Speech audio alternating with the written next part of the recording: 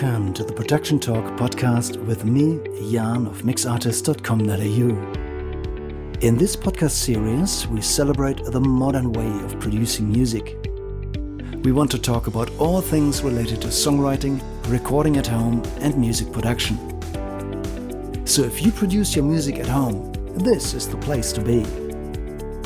Please subscribe and recommend this podcast to all your friends.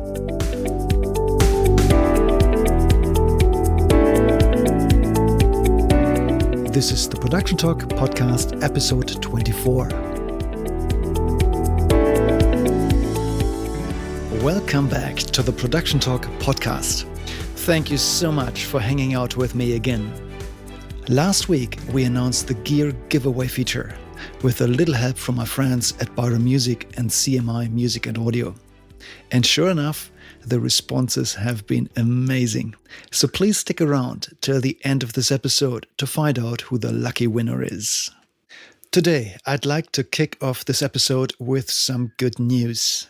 The live sound industry is finally picking up again in Australia. Bands are planning tours, venues are booking gigs again, and I sense a general vibe of excitement to get things rolling again. By the way, I just bought tickets for Bluesfest for my wife and I for next year. Can't wait to get out. And we're absolutely stoked to see bands live again.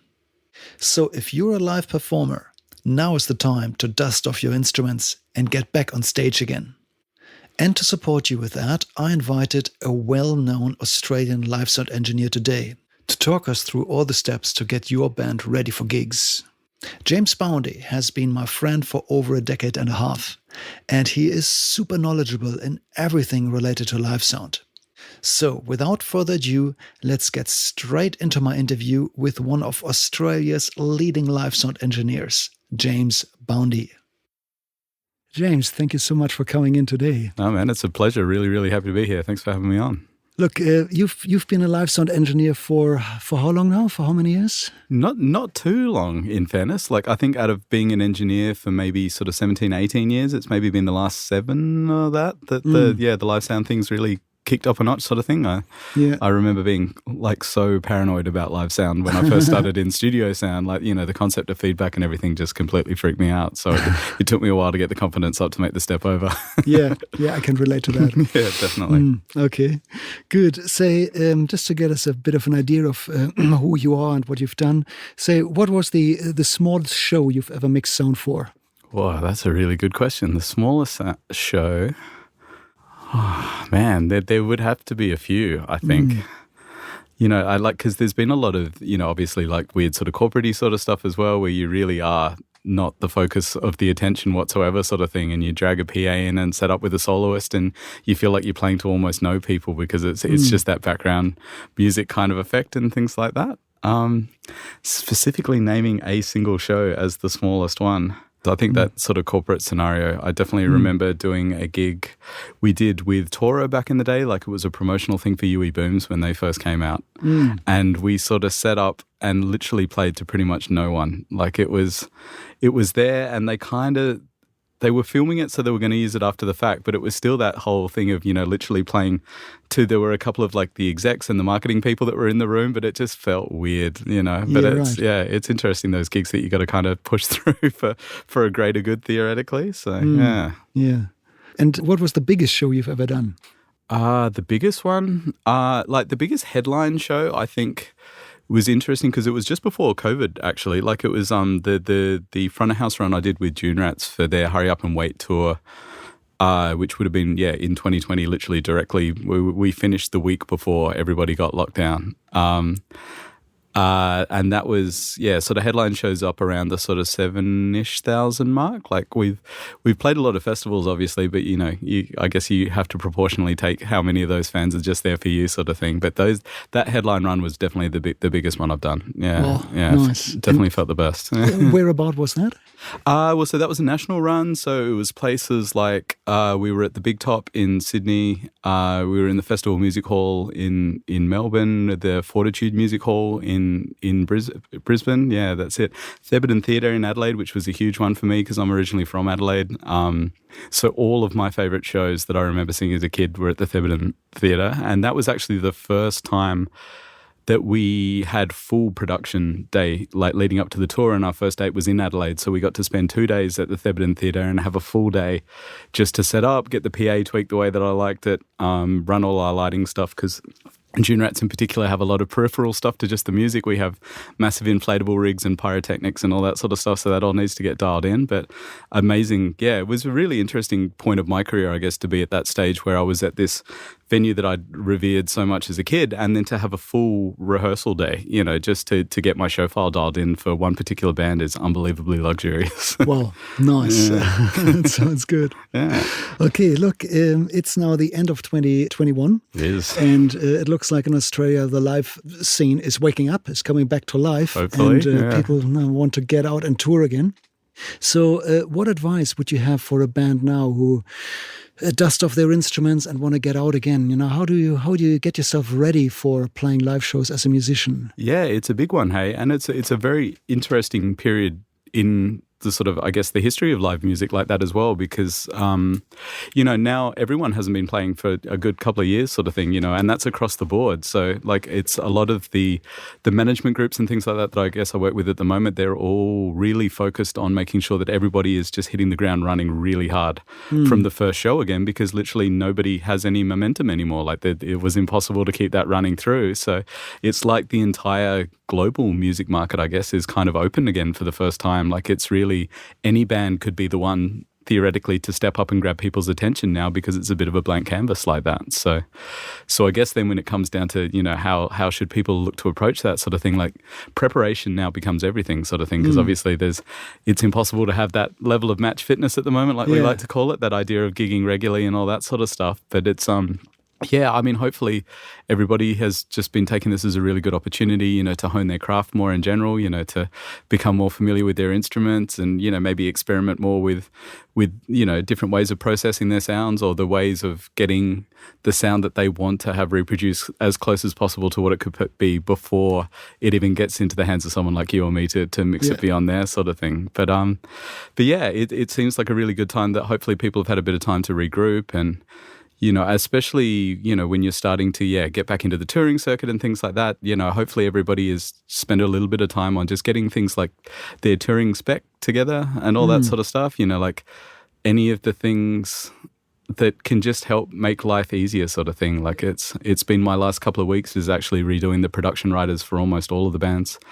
When you say production writer, is that the stage plot and the input lists? All of that, yeah, totally, yeah. So, yeah, definitely, I mean, the core is obviously the stage plot and the input list. And, and hopefully, you know, it is like, it seems like a bit of a weird thing to say, but having, you know, been the system tech at festivals and things like that, when you do have to deal with, you know, 30-odd specs coming in from all the different bands, like it makes a big difference, I think, from an engineering point of view, you know, to say to musicians sort of thing, you can tell when people have put a bit of effort and thought into that stage plot, you know, like it's if you do bother to get an app like Stage Pro or something like that that allows you to do it all digitally so it's clean, you know, compared to someone that, you know, maybe just scribbles something out on a piece of paper just before showtime and hands it over. Like, you know, it's a shame that. Yeah, exactly. And it's a shame that, you know, like obviously you would hope that every sort of audio tech that's involved with a festival or a bigger show or something like that, they you know, spend the same amount of effort and energy on every single band that's coming up. But, you know, if you're having a really long day and, you know, you've got one band that has this immaculately presented spec and the line list all makes sense and, you know, everything is really clearly labeled and all that sort of stuff compared to someone that's just got something scribbled out on a piece of paper, like, unfortunately, people would probably tend to, you know, to put a bit more effort into the one that's better presented because you feel like they've made the effort for you in that sort of sense as well. So, and what type of information is critical in a stage plan for you? Yeah, well, what are the core elements that everybody needs to nail? Yeah, definitely. Well, and obviously the first thing is like actually having everything correct, you know, like the actual right instruments in the actual right places, and just having thoughts about things like monitoring and stuff like that as well. Like, how do you prefer to monitor if you are the kind of person that you know, maybe as a vocalist that you definitely require a pair of wedges, then to specify that, you know, it's anything that can be organized ahead of time for you, because it's so much easier to organize in advance than it is in the heat of the moment sort of thing. So the more accurate you are with all of that sort of stuff, and things like, you know, power drops and, any descriptions of any other like little weird things that you might have, if maybe the drummer runs in ears or something like that, to be really specific about that, down to not just that they are going to run in ears, but how are they going to run it? Like, are they wired ears? Like, how do the monitor techs give you that signal? Is it on, are you expecting XLRs as the input or Canons as the input?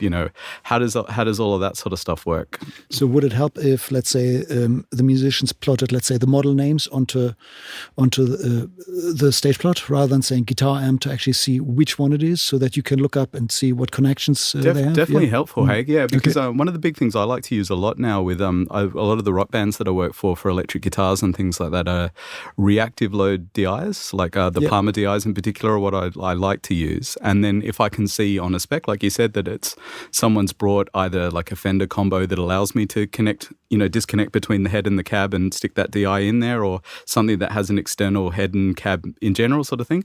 If I know that I can use that ahead of time, then that saves me. It's so much quicker for me to patch as a line. There's less issues to do with microphones and all that sort of stuff, which is really cool. So I think the more detail you can be without making it unclear sort of thing, because obviously you can take that too far and present too much information and it make it difficult to find, the core of what's going on. But of course. But and things like power drops, I find it's really helpful if you can to actually put the names of all of the players on the stage plot where they're actually staying, because obviously we're not going to know necessarily the names of, it's a pretty small Australian music scene, but, it's hard to know everybody's names. But it's that speed and efficiency of communication then is a big deal. Like if a stage manager or a monitor tech can, refer to the drummer by name, then they know they're talking to you, instead of like, it's so funny watching people try and line check bands that they don't know. And when you're calling out, hey, lead guitar, please, or, like rhythm guitar, please. And sometimes even they're a little bit confused because they're like, oh, well, actually, we swapped. So which one of us do you mean? Because, we don't always play the same part. But, if you can just go, hey, Kate or whatever, and then that person knows you're speaking to them, it just, it improves that level of communication, which is obviously so important. And would you suggest that bands write up input list, including, what signal and maybe even preferred microphone choices? Definitely preferred microphone choices. Yeah, it's really, really helpful because obviously, tonally that's going to affect a lot of what things sound like, sort of thing, if you have a chain that is your preferred tone, because obviously that is such a tricky thing to communicate to a front of house engineer that you're not familiar with. How do you describe what your tone is? Like it's that idea of hopefully having it presented, as close to what you want it to be represented as possible. And if that comes down to a microphone choice, then that's really handy.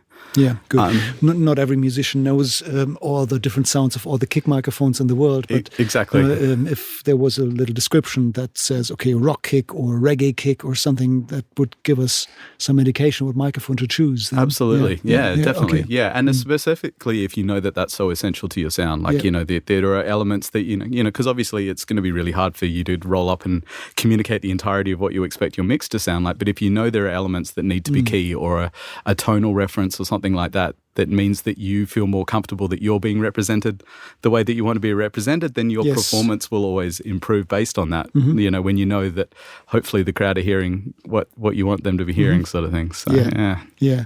Say, as a sound engineer who works with, so many musicians, how much tolerance have you got for dodgy guitar leads? Sorry to bring that up. No, it's a really good question. To the extent that I carry extras with me at all times because I have no tolerance for it. Yeah, it's exactly that thing. And like you said, hopefully that's been things that people have been able to work on this break before go back to gigs, because what are the minimum things that you can do? You can make sure that your instrument works is a big thing. That your leads work is also a good thing. Taking a bit of time on pedal boards and things like that, and especially if we look at the example of heavy rock stuff again as well, like people that will move between sort of cleaner tones and heavier tones, and a lot of that comes with distortions and compressors and all that sort of stuff. But it's making sure that over the duration of your set, that the majority of the signals that are coming out of that pedal board are relatively balanced compared to each other, because it's great to kick in your distortion, but you're not looking, like sometimes you are, but usually it's not supposed to be a massive level shift. It's just supposed to be, the distortion, the harmonics increase, all that sort of stuff. The tone crushes up together and sounds more raw, but if it's suddenly 50 dB louder than your clean tone, and you as a front of house engineer are not expecting that, then that's going to be like a really not professional sounding component of your set, and you obviously want to be presenting yourself as well and as professionally as you possibly can. That's perfect. So in some ways, the band is also responsible to pre-mix themselves. Yeah, And that, that's for guitar players who switch channels or effects. Yeah. Definitely keyboard players who switch programs. Absolutely, totally, whole patches, exactly, and volume can be saved as part of that patch sort of thing. Yes. And it's not fun to do. It's not fun to sit and go through all of your patches and resave them all with different volume levels and all that sort of stuff. But hopefully if you do it once and right, then, the knock-on effect that has for your set it's well worth the time. Exactly, and it will also lead to a more consistent fallback sound then. That too, because you hear yourself at a more consistent level rather than sudden changes that the front of house engineer might jump to the faders and react, but that doesn't necessarily change the fallback sound. Totally. Unless you have a fallback engineer who's on their toes. Exactly, yeah. And even then, like, the massive dynamic shift might be really good for you because that's what you feel is really good. But if other people on the stage are receiving that as well, and someone's trying to concentrate on a really nuanced picking part on their guitar, and suddenly the organ goes up 12 dB in their fallback, and they can't hear it anymore. Like, because it's all, obviously everyone's broadest intention with getting on stage is to make everyone feel as comfortable as they possibly can, because that's when they enjoy themselves more, and the crowd will naturally enjoy things more if they can tell that the people on stage are comfortable and having a good time. Like, that's it's such a palpable thing that comes across. So, and that was back to what you were saying before with making sure things like your leads work. If you're running on 9-volt batteries all over the place, please have spares. And again, hopefully you have tech and crew that are around you that will also keep an eye on that for you. But you're responsible for it first and foremost, and that's why it's really nice to get people, there are so many really beautiful, people that will build pedal boards for you, or the way that all the pedal trains have become so much more prevalent now, and and then you've got your fuel tank built into it, which allows you to connect a single power point instead of going and plugging in all your individual pedals and all that sort of stuff. Just these speeds and things that mean that your sound should be a little bit more consistent on stage. Bring your extra plectrums, stick them to your mic stand. There's nothing worse, and carry spare strings. And it's not cheap, obviously. Like, we all realise that the last little while's been really hard for everybody financially, so it's not, it's hard to justify, buying a full set of extra strings for every, player in the band, in the off chance that you might need them. But if it's the difference of being able to finish a set or not finish a set, like, it pays for itself pretty quickly.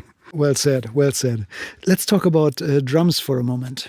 So what should drummers do in order to prepare themselves best for their live shows? Is every single kit equally well suited for live shows? What's your take on this? What can drummers do to make your job easier? Yeah, well, and definitely not, obviously, is the first answer there. Like, there is absolutely no guarantee that sonically things are going to be similar between different kits. And again, especially depending on what scale that you're at, and like playing at a festival where there's just a house kit, that's been played by everyone all day from, like genres potentially that have nothing to do with yours and all that sort of stuff as well. Like, obviously carrying your own snare drum and your own cymbals is the first step and is pretty standard for most drummers sort of thing. Because, I mean, snare drum in particular is so central to your tone, your tonality in general. How you speak from behind the drums is very relative to and kick pedals. Yeah, exactly, definitely. Kick pedals, definitely. All the stuff that can really, without making it too horrible to lug around, because obviously no one wants to lug a full drum set around with them. But snares, cymbals and kick pedal is a really good place to start, sort of thing.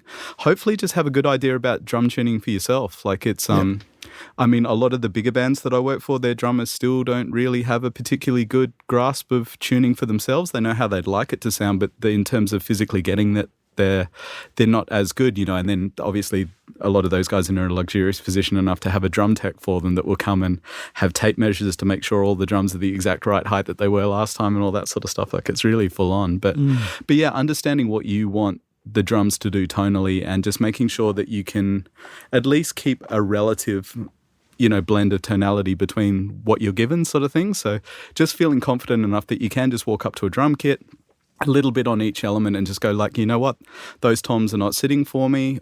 Okay, they're, ringing too much or too little, but knowing, okay, I'm going bottom skin, not top skin then, and all that sort of stuff, because they're that ability to, if you can walk up to a kit and within 5 minutes having it sounding tonally close, at least, to what you want, then that will make such a difference over a 1 hour set to come after that sort of thing. But that speed is important, and really having practiced and trusting yourself enough to know that when you know it's right sort of thing, and not double guessing yourself while you're up there. Okay. Yeah. I guess some things to focus on is, worn heads and particularly nasty rings on toms. Absolutely. And I guess another classic is broken cymbals, and especially if the little plastic felt has come undone and they create a rattling sound on the stand. Those are the things that are just causing trouble. Yeah, totally. And being able to, because it's not easy, obviously, like especially if you sing and play drums as well. I don't even understand how people can do that when you're essentially all of your limbs, so 4 rhythmic things and a melodic thing running simultaneously. And and then the concept that in the meantime you need to be listening for little rattles or, anything like that. A big thing as well, like especially if it's a quiet song and you're a more acoustic sort of band as well. I love it when drummers are mindful enough to disengage their snares when they know that they're not going to be playing snare for half a song and they've got a big bass rig next to them, which if that's just playing, then the snares are going to resonate and rattle a lot with that by default. Like, just being aware of all of the tonality that your drums can provide. Yes. And that if you don't need the snare, just disengage it for just a second, because that lack of rattle that just seems to find its way into any microphone that's on the stage will make a massive difference to the actual dynamic feel to what's happening in the crowd, which is a random thing, but I think kind of cool. Okay, good. That's great. Let's talk about vocalists for a moment. So, big one. Look, in all honesty, I sort of finished my livesock career when COVID hit, and I'm not trying to get back into it.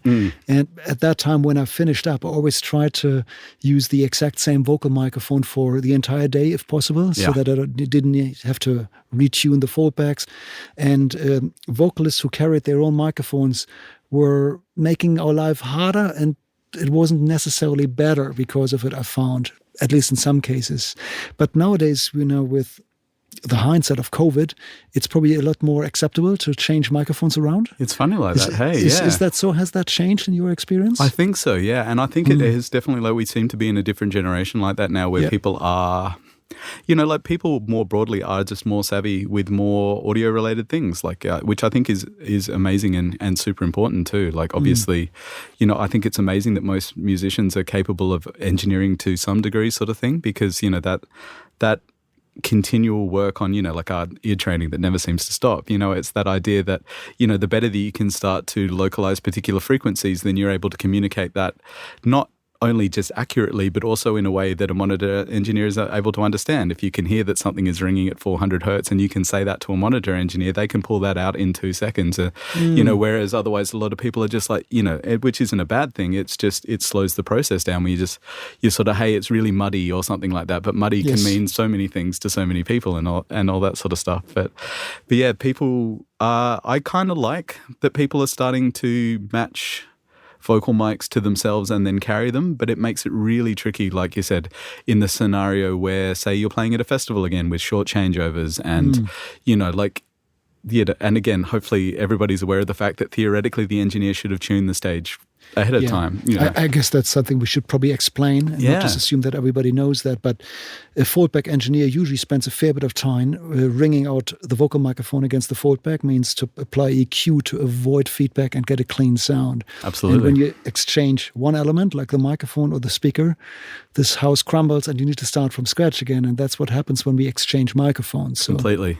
So like you said then, with that in mind, I think, it's awesome to carry your own vocal mic, but it's also realizing that there are opportunities where maybe that's not as practical to do, if it's a difference of a little bit of tonality versus, like you said, you throw a mic with a completely different impedance on there and then suddenly, the way it all responds, the whole system completely changes. And for this minor tonal shift that you'll get with the microphone compared to completely ruining essentially how that fallback system is working for the singer. Like, I think in that situation, the singer theoretically would be a lot more comfortable with just using the microphone that's already there, because their monitoring will be so much better. Even if the tonality isn't exactly where they want it to be, the relative the pros and cons of that situation. It's about just picking your battles like that a little bit as well. Like it's, but there always has to be a dialogue with that as well, because, it's on one hand, I completely agree with the engineer to come up and say, hey, no, can you please not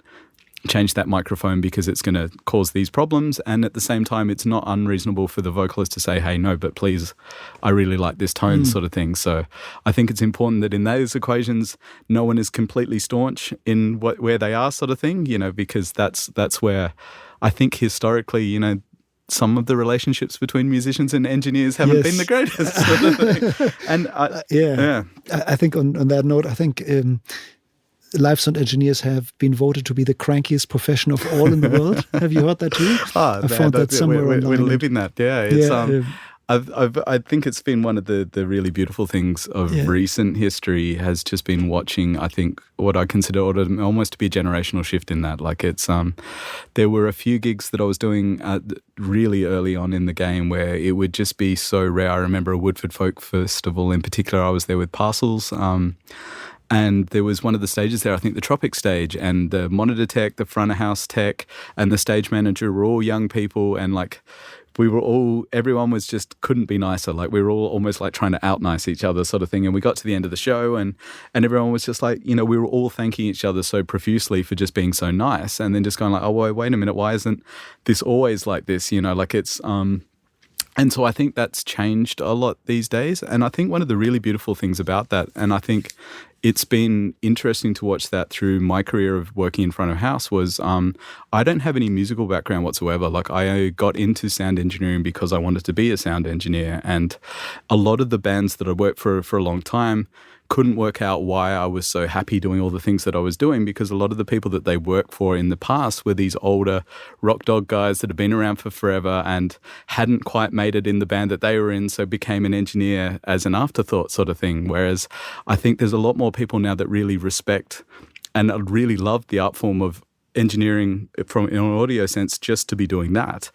And I think that makes a lot of people less grumpy to be there because they're like, like I've had that conversation a lot of time with people where it's just like, no, I'm completely where I want to be.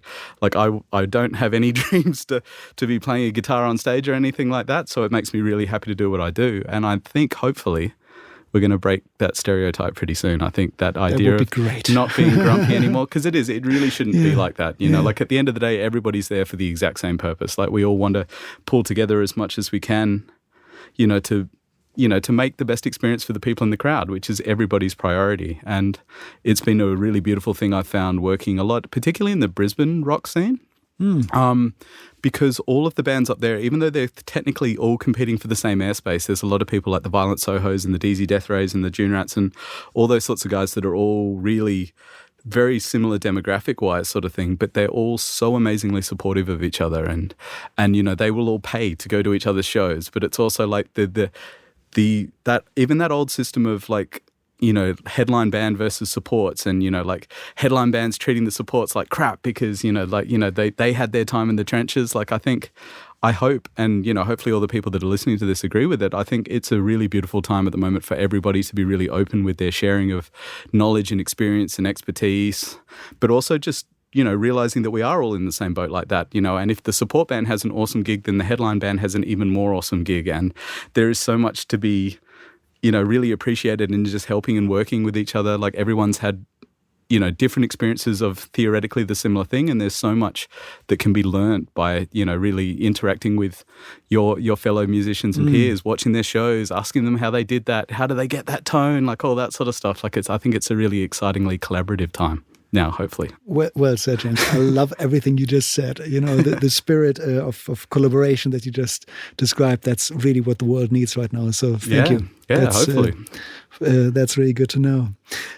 Let's talk about Soundcheck for a moment. People tended to say that during the show, the sound engineer needs to do everything to make the band's life easier. But during the Soundcheck, it's sort of back to front, where the band is really there to listen to the sound engineer and do everything that makes the sound engineer happy. Is that still true these days? Yeah, definitely. Obviously, it's from my perspective on that, I guess like the priority of the sound check has to be getting the band as comfortable as they can possibly be on stage, and then and there definitely is a lot of that, that needs to be driven by someone, sort of thing, like, and hopefully for the most part, like, even when I'm out at front of house, I like to, if we're in a situation like that where we're building monitors from scratch or something like that, I really like the monitor engineer to be the person that drives that, because they're in the most direct control of that and things like that. And as much as, obviously the front of house sound is hugely important because that's the broader perception of the show. But like I said before, like if the musicians on stage aren't comfortable with what's happening on stage, then that translates to the performance instantly, and it's almost pointless. Like I've almost sort of joked about how redundant I can be in some cases because, if people they're well rehearsed, they know their instruments, they've worked really hard on their tones and all that sort of stuff.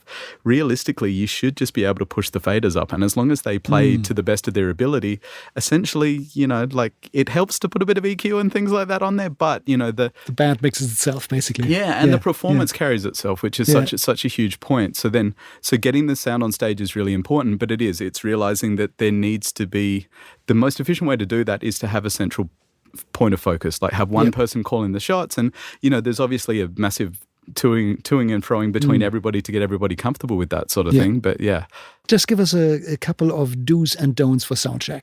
What is it that really grinds your gears during soundcheck? Well, first thing is just actually check at the volume that you are going to play in the show. Like there is that's a big one. Exactly. There is literally because the idea is obviously we're trying to optimize everything for gig volume, technically speaking, and that involves, like if you're playing a patch on your guitar that you don't even use in your set, then that's pointless sort of thing.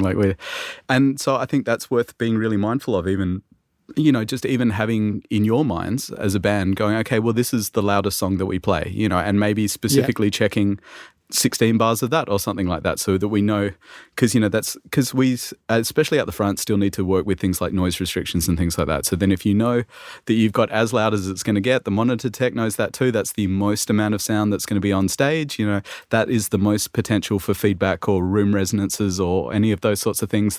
That's what the kind of sound check is there for. We're trying to clean everything up as best as it can, sort of thing. So having things like that. It's being mindful of things like if you are a vocalist that's going to take the microphone off the stand and walk around the stage, and lean down or get on the ground in front of the wedges and things like that, maybe just make sure that we can do that during the sound check and all that sort of stuff.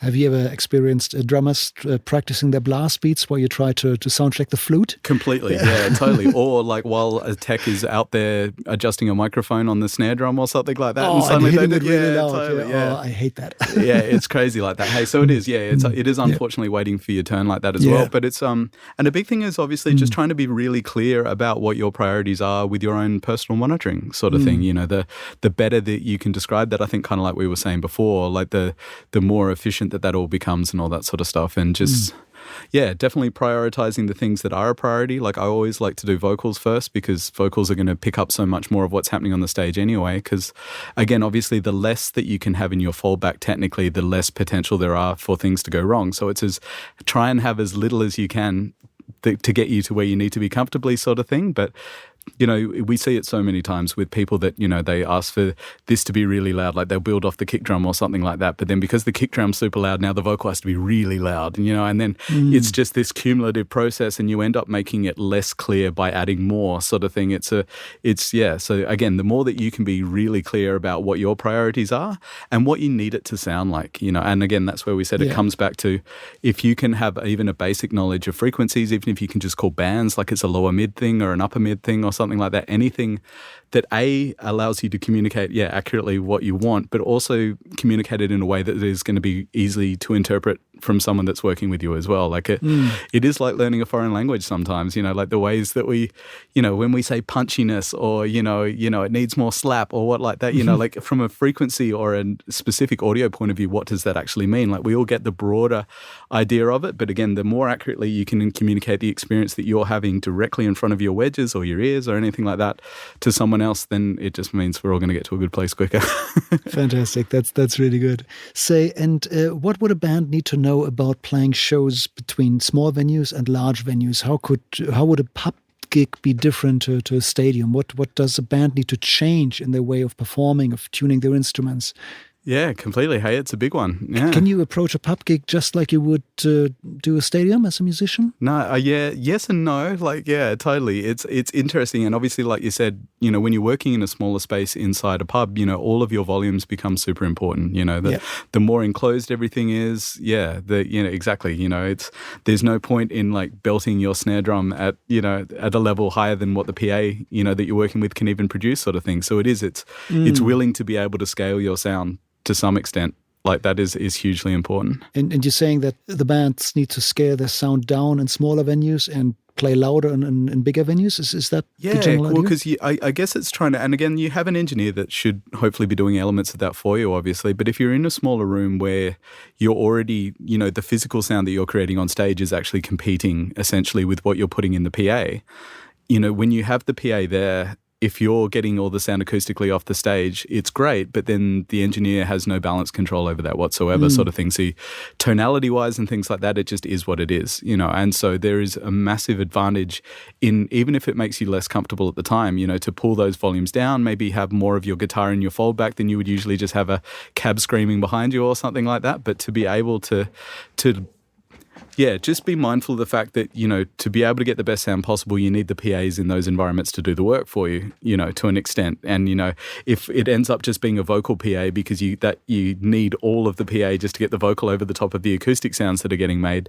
then that's not going to be the best representation of your show in that sort of sense, you know. And it's weird to chuck shirts or tea towels over your drums sometimes and things like that. But, you know, if it serves a broader purpose, then, it's just being mindful of that. And then hopefully, and then once you get to the stadium, you should be able to do whatever you want. The Beatles did it. Yeah. They had tea towels on their drums at times. Yeah. But that's the thing, you know, and again, you know, like such an amazing example of tonality with all of those guys, you know, they all had such amazing knowledge of what they were capable of producing from all of their, individual instruments, and then how they all combined together to make a collective tone. And it's just trying to keep that in mind. You know, sometimes it does feel amazing to have your Marshall on 11 because you get all this beautiful odd harmonic, you know, it's all right there. But, you know, if that then is just making everyone in the front row's ears bleed and no one can hear anything else on top of it, it doesn't matter that it's tonally perfect. It's, there is a broader experience that's going on, which is a bit hard to keep perspective on sometimes when you're rightfully very concerned with what you're doing. Well said. Okay. What advice would you have for musicians who play smaller shows and often find themselves in a position where they need to mix themselves from a small mixer, maybe on stage even? Yeah.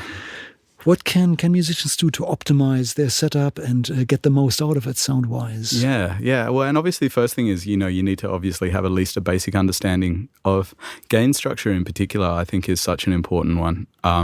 Yep. We've got a podcast episode on gain staging, so maybe just rewind to that episode. Please do, and then listen to it again once you're done, because it's the importance of that in particularly a live context cannot be overstated in any sense.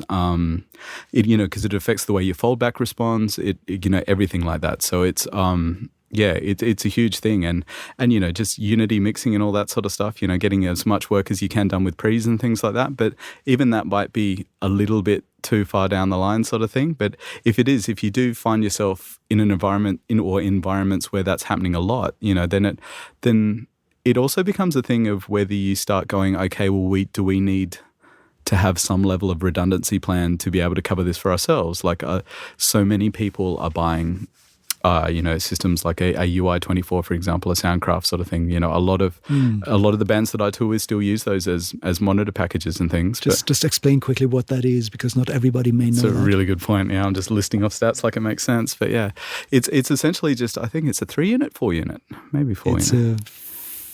Oh, that's a good question. Yeah. I think it's 3 rack units high. It's somewhere along those lines. Oh, well, somebody who knows, please leave a comment on this podcast and tell us what size it is. Up. Yeah. But it's a rack unit. Yeah, it's a rack unit, yeah. And then essentially, you know, it's the entirety of a brain of a console without having the physical faders in front of you. So it's a box that you can then patch all of your lines into, and it is essentially a full mixing system. You know, but then will just be controlled via Wi-Fi, and you know, and therefore, you know, can be. I mean, what's beautiful about it is you can then run it as a master from an iPad in the crowd or something like that as well. But if you do get to the stage where you're actually using this a lot, you can connect to it with things like your phones. And mix your own foldback from the stage. Exactly, totally. You know, so in that sort of sense, there is a huge advantage to even being able to carry a system like that. Because again, it's only, but a couple of $1,000s, which sounds like a lot. But if it then gives you the option to have, your monitors, controllable, especially once people start moving into in-ears, because then you don't even have to worry about tunings of wedges and things like that. And if you start getting to the stage where you or your engineer carries full microphone packages, so you always have the same instruments mic with the same things, it just means that you've got that consistency of sound straight away. And if you do get to a system, a stage where there's not a lot of functionality there available for you. A lot of the time it's all amazing because obviously you can have digital files saved inside this console and then, potentially have like a front of house patch that's already there, a basic mix. And then if you have someone that is capable of being able to then just quickly, use a graphic EQ or another EQ over the master to tune for the room that you're in, you should be able to go, okay, cool. Well, we have a pretty good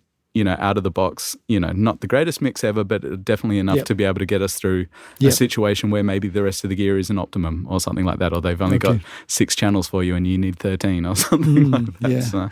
Yeah, that's a really good piece of advice. I can vouch for this unit. I'm a proud owner of one. And, Absolutely. I love it for many reasons. And it's like a Swiss Army knife. It can do a lot of things, including recording. Absolutely. And it's a really good little unit. It's a big point like that, though, as well, because a lot of people will then, because it's a single USB connection between that console and your computer. And if you have the UI24, you literally have 24 inputs to a recording system. So, you can track demos. It's a fully functioning console. You can track actual recorded mixed versions of everything. You can track your rehearsals, like if you want to listen back to all of that sort of stuff, the flexibility and what you can do with what is, a relatively simple package is amazing.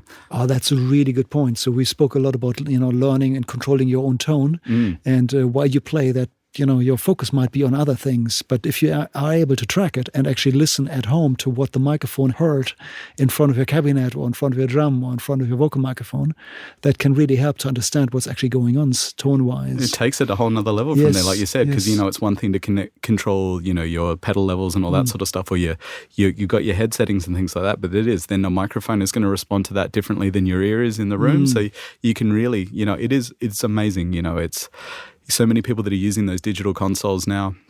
Again, with the example of Tora, we toured with an Allen and Heath, a QU24, for maybe 2 or 3 of their original sort of Australian tours. But the amazing thing about it was, for me at front of house, I could then also just stick a flash drive in it, record my front of house mix, over the course of the night. By the time I finished it, I would hand it to another guy in the band who would stick it into his software really quick and master it. And then we would jump into the van after we packed up and driving to the hotel or wherever we were driving to.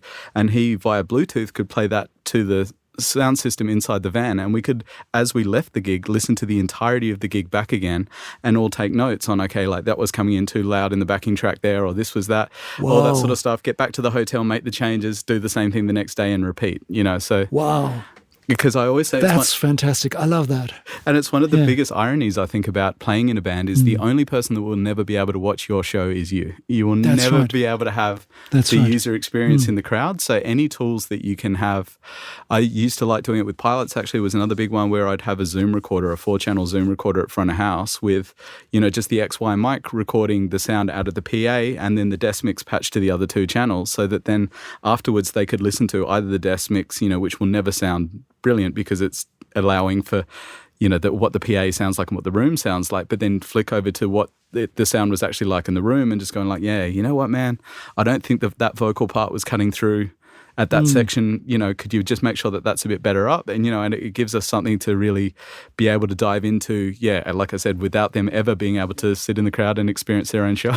Yeah, that's fantastic. So it's basically, it shortens the feedback cycle. And Absolutely. So you get an idea of what you actually did very quickly, and therefore you can improve much better. Yeah, totally. Oh, that's fantastic, yes.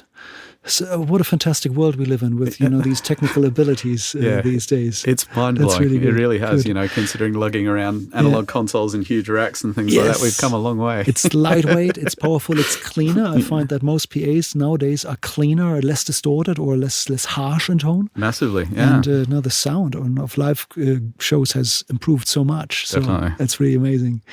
James, thank you so much for sharing all of this with us. Say, just before we finish, the last question.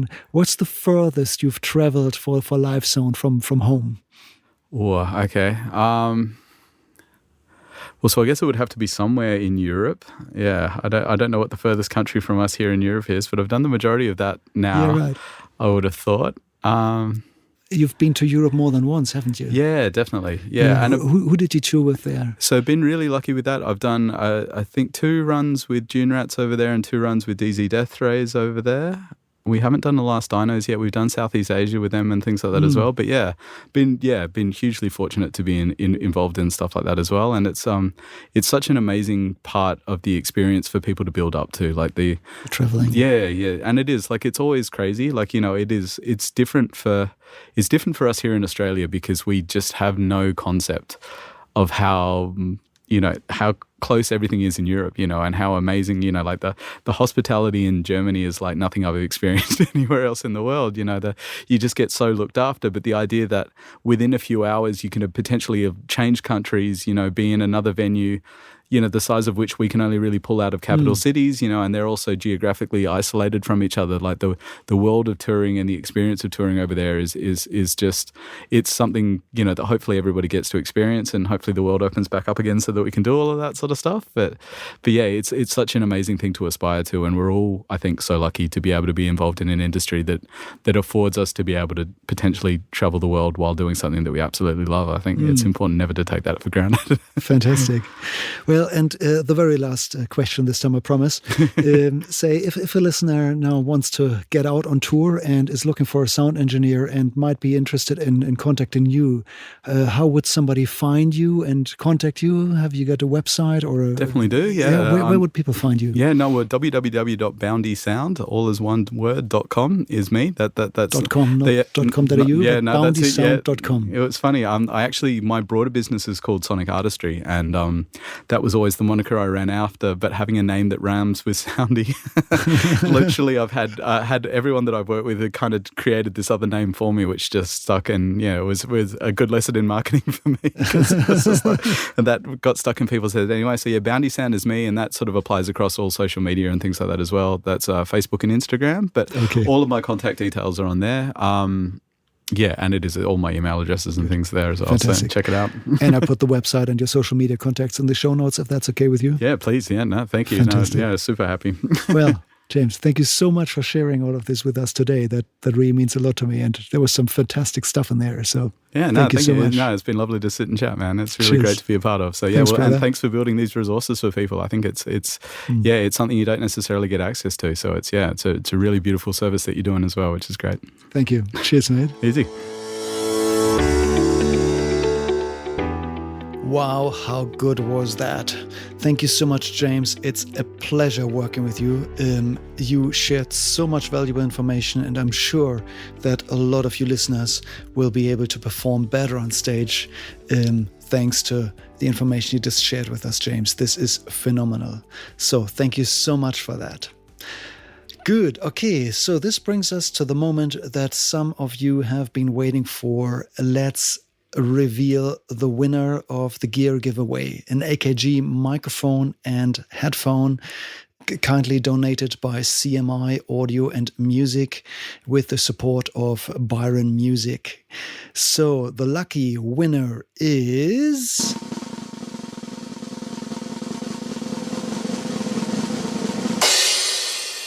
Facebook user Lulubell. Thank you so much for participating. Thank you so much for sharing on. Lulubell, you won a brand new microphone and a headphone from AKG. Congratulations on behalf of the entire Production Talk podcast community. You deserved it, so it will be in the mail soon. Congratulations. I hope it's useful to you, and I hope that you make some amazing music with your new AKG gear.